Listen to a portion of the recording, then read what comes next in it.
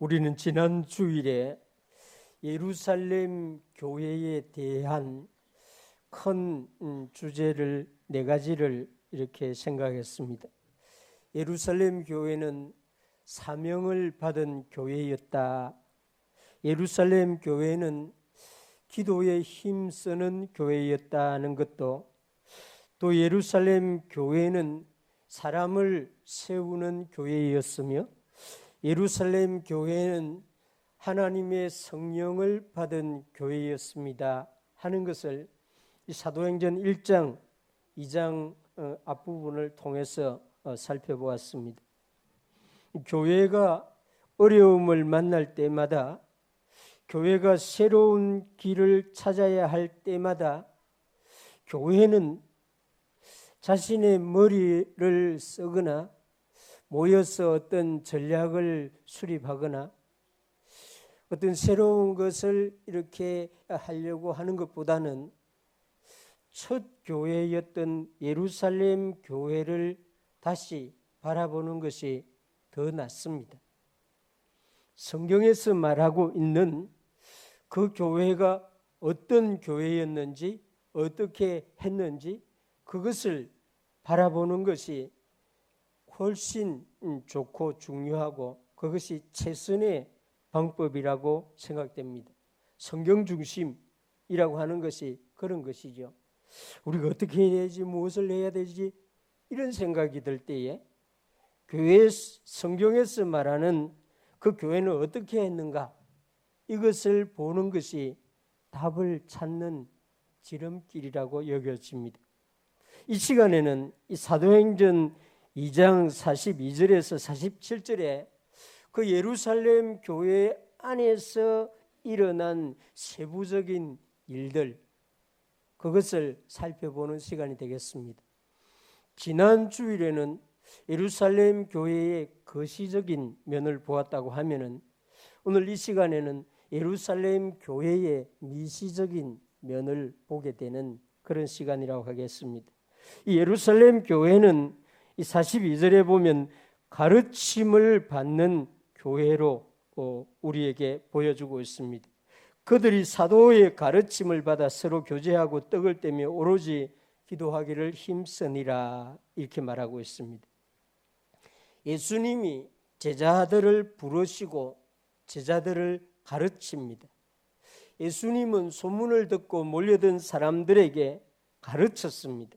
마태복음 5장 1절 2절에 보면 예수께서 무리를 보시고 산에 올라 앉으시니 제자들이 나온지라 입을 열어 가르쳐 이르시되, 이렇게 말하고 있습니다.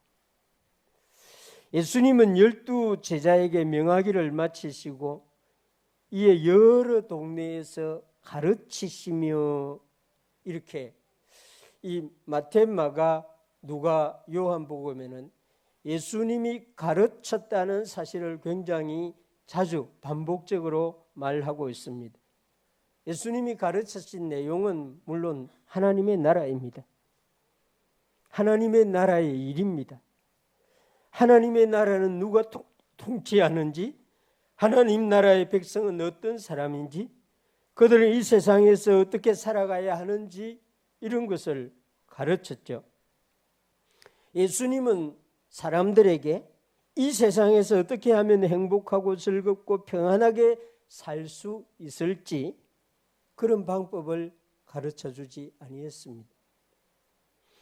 예수님은 어떻게 구원을 받아야 하고 구원을 받은 사람은 무엇을 위하여 살아야 하는지 그런 것을 가르쳐 주었습니다. 3년 동안 예수 그리스도의 가르침을 받은 사도들은 이제 자신들이 예수님이 가르쳐 주신 그것을 사람들에게 가르치기 시작합니다. 이 일이 예루살렘에서부터 시작이 되었고 이 일을 시작한 교회가 예루살렘 교회였습니다. 그들이 사도의 가르침을 받아 이 사도행전 2장 42절의 말씀, 예루살렘에 모여 있다가 성령님을 받은 예수 믿는 사람들과 그날 사도 베드로의 설교를 듣고 예수님을 영접한 사람들은 다 같이 가르침에 집중을 하게 됩니다. 가르치고자 하는 마음이 성령 받은 사람들에게 충만하게 임했고, 또 가르침을 받고자 하는 사람들도 그곳에 모인 사람들의 마음에 충만하게 임한 것입니다. 이 성령 충만함을 받은 사람이라고 하는 분명하고도 확실한 증거 중에 하나가 예수 그리스도의 말씀을 가르치고자 하는 의식이 충만하게 생기고, 또 가르침을 받고자 하는 마음이 충만하게 생기는 것은 그 사람들에게 성령이 충만했다는 증거가 나타나고 있는 것이라고 할 수 있습니다. 아마 우리 중에도 이런 경험을 한 분이 있을 것입니다. 성경을 알아야 하겠습니다. 하나님의 말씀, 예수 그리스도의 말씀을 더 알기를 원합니다. 이런 마음이 우리 마음 안에서 뜨겁게 일어난다고 하면은 그분은 성령에 충만한 상태가 되고 있는 것입니다. 예루살렘 교회는 예수님에게서 3년 동안이나 가르침을 받고 이미 말씀을 많이 알고 있는 사람들 뿐만 아니라 그날 처음으로 복음을 들었고 예수님을 영접한 사람들도 가르침을 받고자 하는 그런 마음, 그것이 간절하게 나타나고 있었습니다. 들었던 것을 또 듣고, 읽었던 것을 또 읽고, 배운 것을 또 배우고, 이런 즐거움을 여러분들 누릴 수 있기를 바랍니다. 전혀 듣지도 못하고 한 번도 읽어보지도 못하고 배우지도 못한 그런 것 앞에 서게 되면은 힘들고 무겁고 혼란스럽습니다. 그러나 들었던 것을 또 듣고 읽었던 것을 또 읽고 배운 것을 또 배우면은 즐겁고 기쁘고 평안합니다. 이것은 제가 매일 경험하고 있는 것입니다. 제가 거의 35년 이렇게 목회를 하면서 성경을 이런 본문은 설교를 수없이 했습니다. 그런데 이걸 준비할 때마다 또 새롭게 다가오고 전에 느끼지 못한 것을 또 느끼고 전에 알지 못한 것들을 또 알게 되는 그런 신비로움을 경험하는 것이죠. 나는 이미 압니다. 나는 성경 공부를 하지 않아도 됩니다. 이런 마음이 여러분들에게 없기를 바랍니다. 성령이 충만한 교회는, 예루살렘 교회는 들은 것을 또 듣고 배운 것을 또 배우고 읽은 것을 또 읽기를 원한 그런 마음을 가진 교회였다는 것입니다. 우리 교회가 이런 교회가 되기를 주님의 이름으로 축원합니다. 두 번째는 이 예루살렘 교회는 각 사람의 필요를 채워주는 교회였다는 것을 43절에서 45절에 말하고 있습니다. 사람마다 두려워하는데 사도들로 말미암아 기사와 표적이 많이 나타나니 믿는 사람이 다 함께 있어 모든 물건을 서로 통용하고 또 재산과 소유를 팔아 각 사람의 필요를 따라 나누어 주며. 이 말씀은 정말 특이한 말씀이죠. 근데 이 말씀을 읽을 때 우리가 내용을 잘 이렇게 따라가야 됩니다. 먼저 나오는 말씀이 사람마다 두려워하게 되었다는 말씀입니다. 예루살렘 교회 사람들의 마음에 나타난 이상한 현상, 이것은 공포심이나 무서움이 아니고 하나님을 경외하는 마음, 경외심입니다. 하나님께서 일을 행하시면 그 일을 직접 보게 되는 사람 마음 안에 이런 일이 생겨납니다. 병자가 치유되고 악한 말과 행동을 하던 사람이 완전히 다른 사람으로 변화되고 세상 생활에 눌려 살던 사람이 하나님 나라를 알고 기뻐하고 즐거워하게 되고, 자기보다 어려운 사람을 돕고자 하는 마음이 자기 안에서 강력하게 나타나게 되고, 서로 미워하고 의심하고 질투하면서 싸우던 사람들이 예수 그리스도 안에서 서로 손에 손을 잡게 되고, 이런 것을 보게 되면은 그 마음 안에 두려워하게 되는 마음이 나타나는데, 그것이 경외심입니다. 기사와 표적을 한두 번이 아니라 연속적으로 반복해서 보게 되면은 놀라고 두려워하는 마음이 생겨나게 됩니다.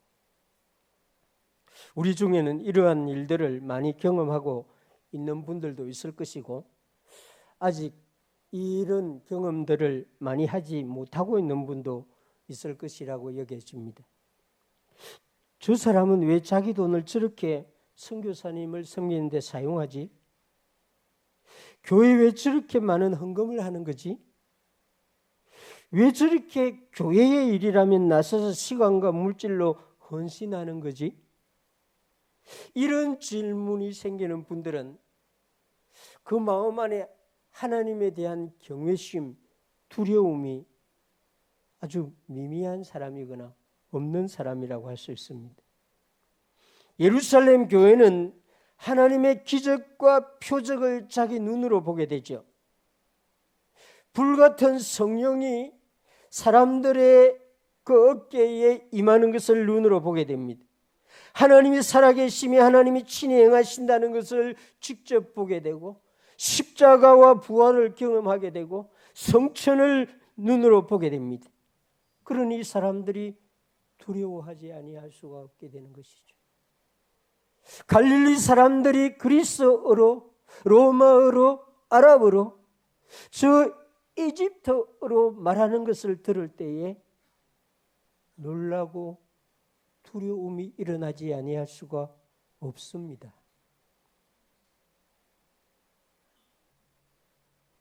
하나님을 두려워하는 사람, 경외심을 가지게 된 사람에게는 이 소유에 대한 의식의 변화가 나타난다 하는 것이 이 44절, 45절의 말씀입니다. 자기의 것을 더 이상 자기 것이라고 하는 생각, 그것이 사라지게 되거나 새롭게 됩니다. 하나님이 나에게 맡겨주신 것이다, 이렇게 생각하게 되는 것이죠. 청지기 의식을 가지게 되는 것입니다. 그래서 믿는 사람이 다 함께 있어 모든 물건을 서로 통용하고, 또 재산과 소유를 팔아 각 사람의 필요를 따라 나누어 주며, 물질에 대한 욕심, 이 돈에 대하여 자유롭지 못한 우리 시대의 사람들, 우리 시대의 이 물질에 대해서 사로잡혀 사는 그리스도인들은 43절, 45절을 보면 정말 당황스러울 것입니다. 그러나 예루살렘 교회는 하나님의 표적과 이적을 보고 하나님을 경외하는 마음을 가지게 되고, 그 소유에 대한 그 의식의 변화를 경험하게 되면서 이 43절과 45절과 같은 이런 행동을 하게 됩니다. 사실 오래전에는 한국 교회에 이런 일이 빈번하게 일어났습니다. 이 한국 교회가 이 마을마다 이 예배당이 세워지던 그런 놀라운 부흥이 일어날 때에 미국 선교사님들이 이 동네마다 생겨나는 예배당을 지어준 것이 아닙니다. 호주 선교사님들이 이 창원에 127명이나 들어왔지만은 이 경남에 호주 선교사님들이 예배당을 세워준 게 아닙니다. 한국 교회 그리스도인들이 자기 집을 예배당으로 사용하라고 내어놓았습니다. 자기 밭에 예배당을 지으라고 내어놓았습니다. 그들은 그때 부유하지 않았습니다.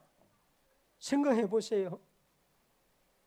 1910년대에 그 일제시대 때 수탈당하던 시대에 오늘 우리처럼 풍요롭게 살았겠습니까?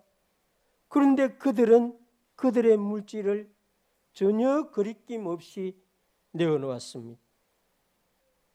자기들의 것을 자기들의 것이라고 생각하지 아니하고 드린 것이죠. 그래서 한국 교회는 처음부터 자립하게 되고 세계를 향하여 지금도 내어주는 그런 교회가 되었습니다. 모든 민족의 교회가 다 이렇게 하고 있는 게 절대 아닙니다.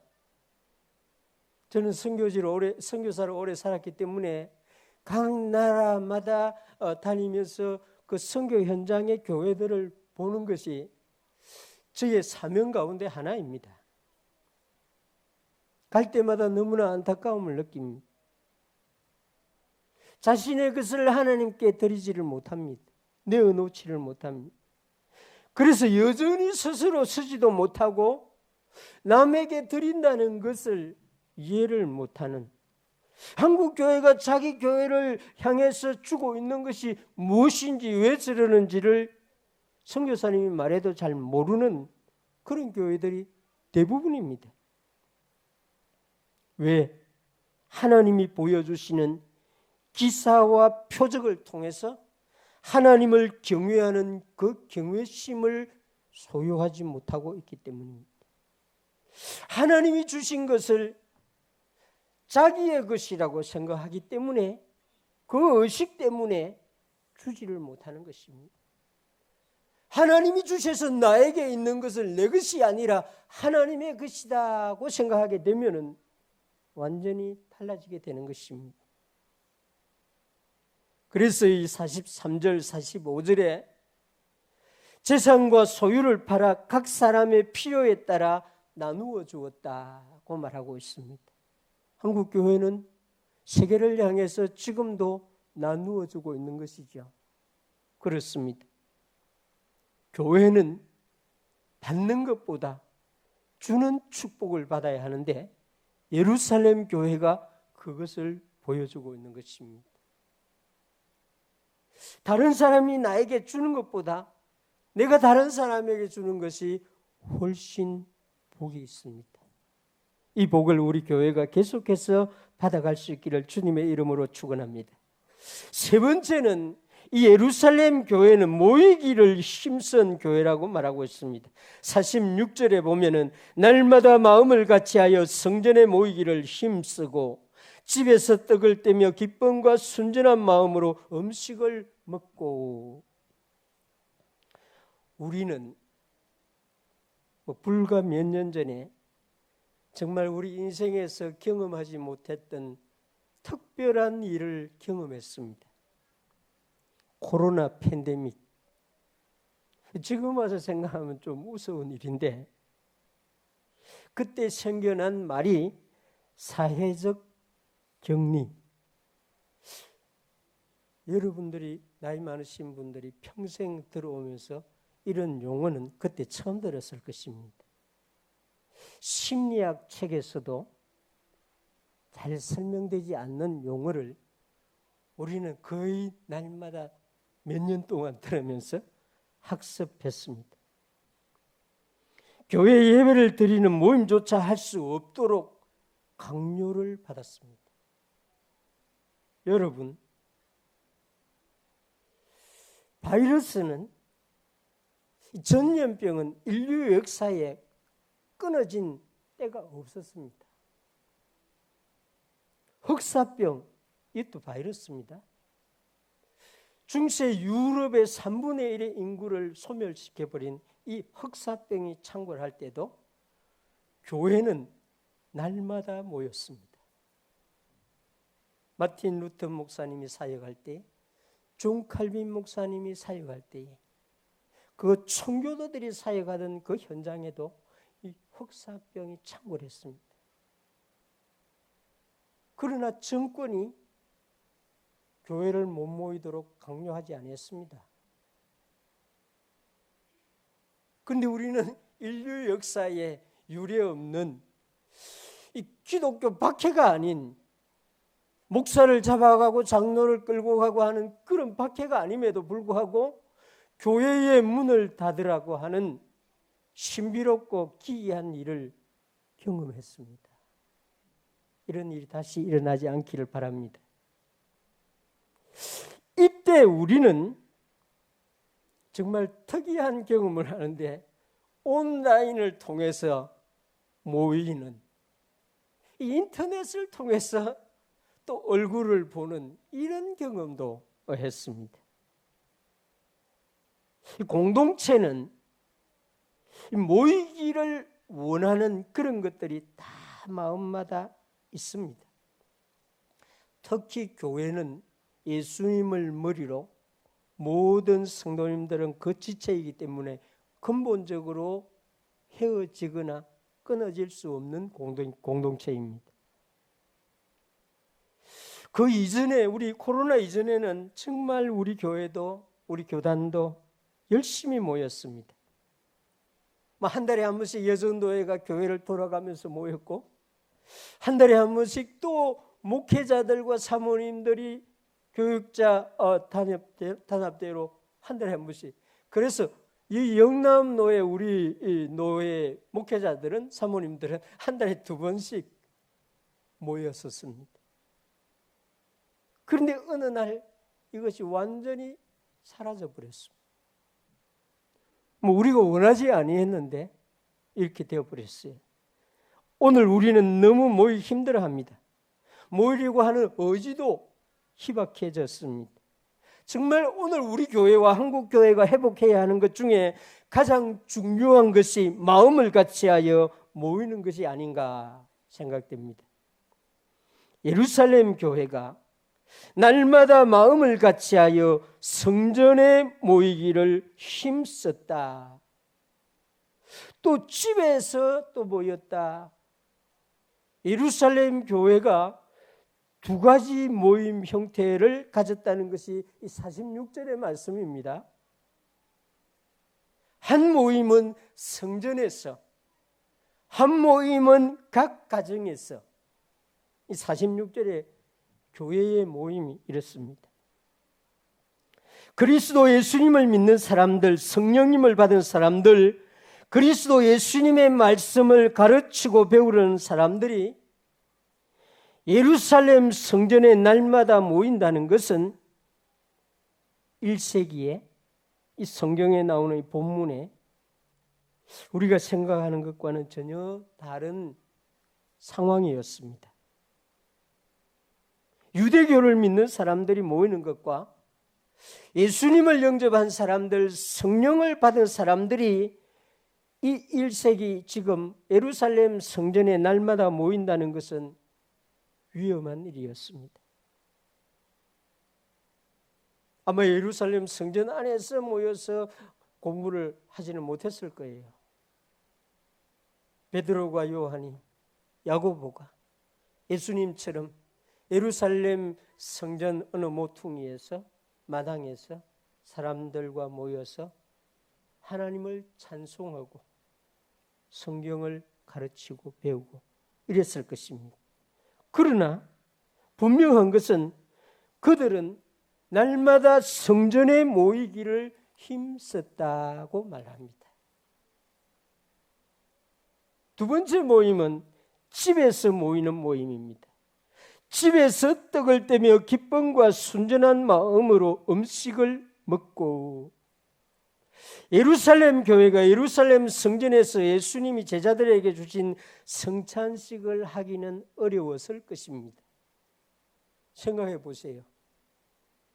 베드로가 떡을 들고 잔을 들고 그 예루살렘 성전 마당에서 성찬식을 하는 것을 보면은 그 지나가던 바리새인들이나 제사장들이 어떻게 하겠습니까?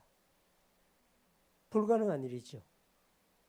그래서 그들은 집에서 모여서 성찬식을 거행했던 것 같습니다.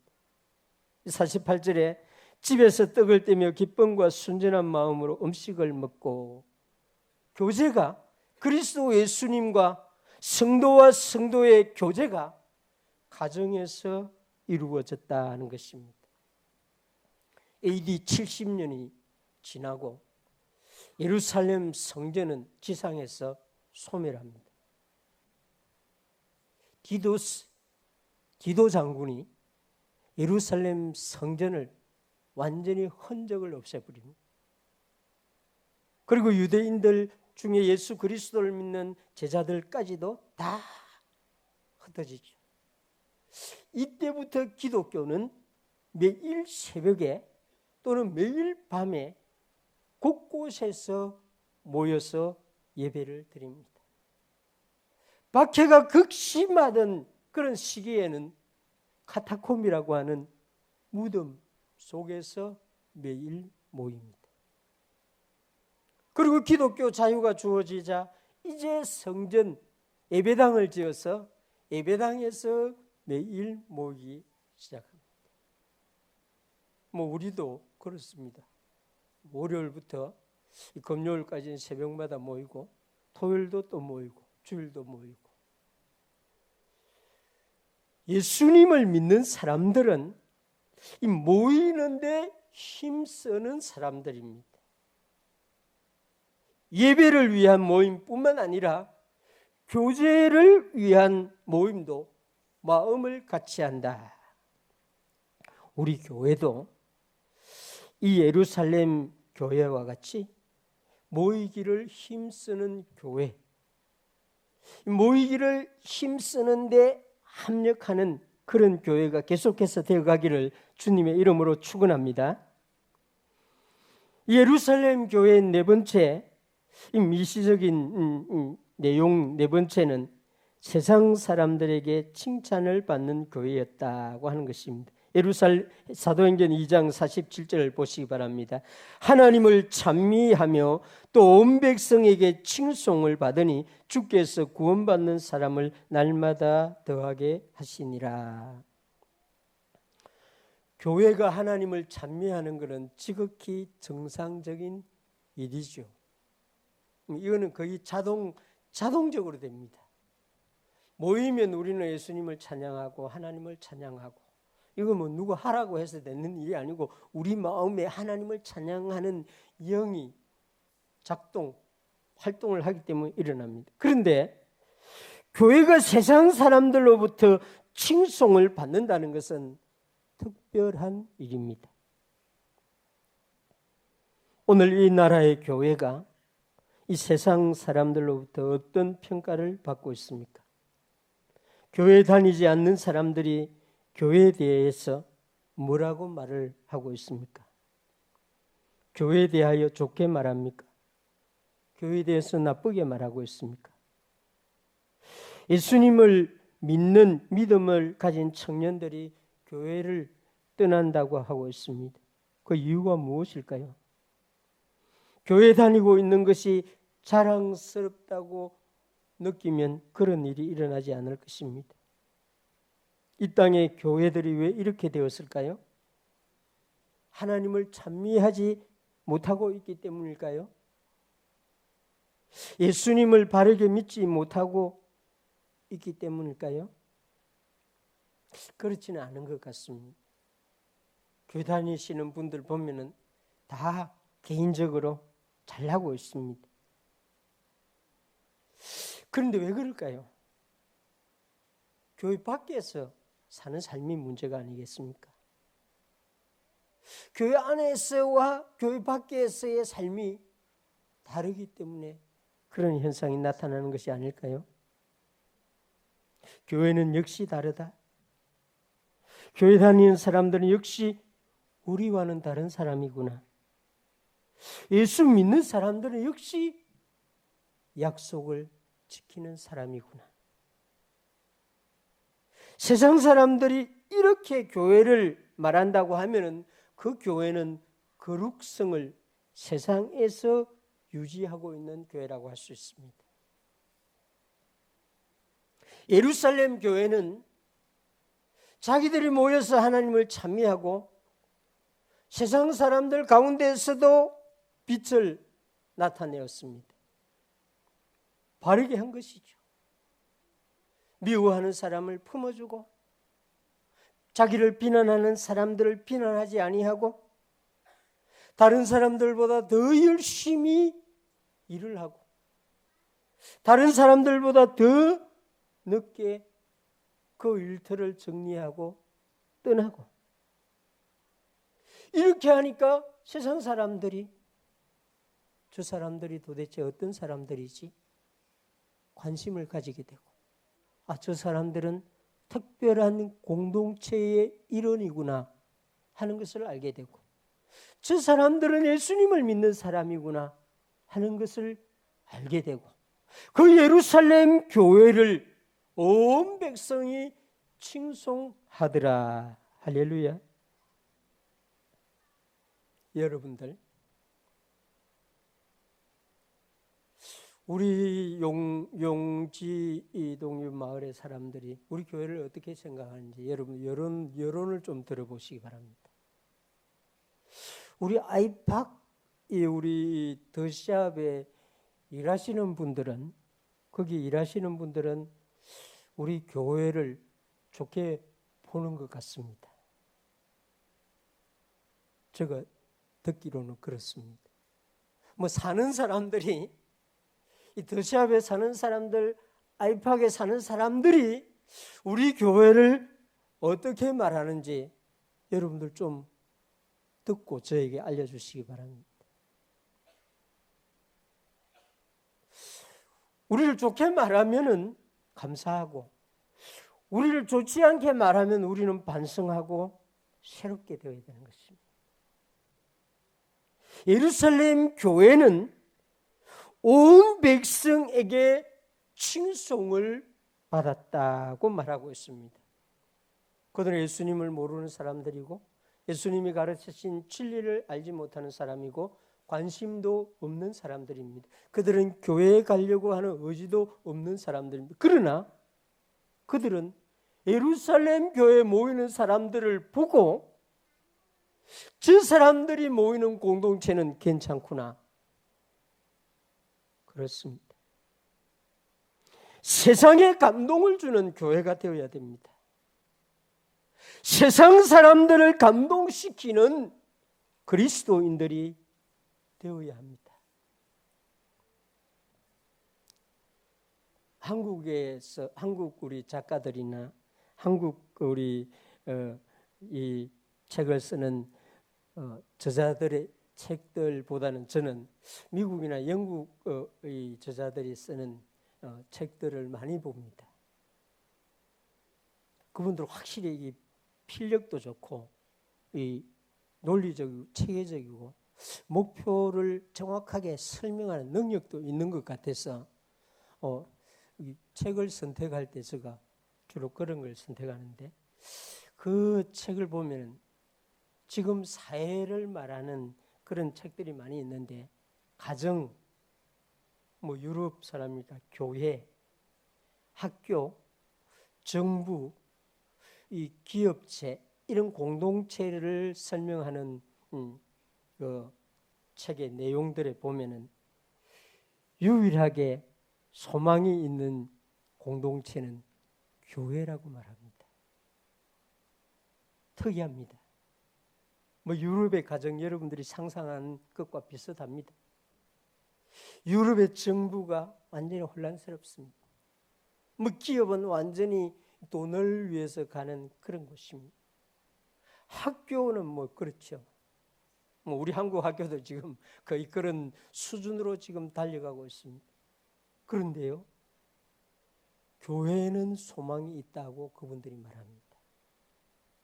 미래에 유일한 사회를 지탱할 수 있는 유일한 공동체는 교회라고 말하면서 자기는 예수님을 믿지 않지만 자기 손자들은 교회에 보내고 싶다고 이렇게 말한 책이 그렇게 기록한 책들을 제가 자주 봅니다.